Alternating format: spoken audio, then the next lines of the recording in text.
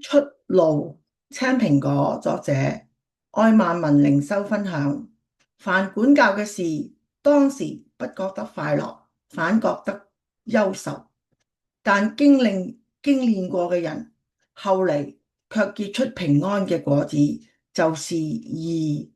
這是聖經裏邊嘅提醒，即係神嘅話嘅提醒。管教能俾你更光明嘅未來，而悔恨就會傷你嘅心靈。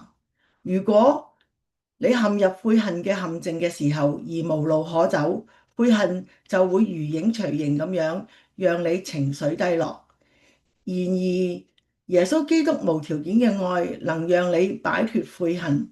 如果你真心悔罪，相信主耶穌基督嘅救贖，我哋嘅神就會立刻赦免你嘅罪。你因耶穌基督而得救，因為他已經為你付出咗一切嘅代價。你哋研讀一下聖經啦，佢將會告訴你如何避免陷入悔恨嘅陷阱，而且話俾你聽點樣擺脫悔恨。係啦，悔恨係一種普遍而強烈嘅情感，自律係可以避免後悔嘅痛苦，其核心在於遵循自律嘅途徑所帶嚟嘅短暫不適，可以避免長期嘅痛苦，避免你覺得自己本來可以做得更好嘅悔恨。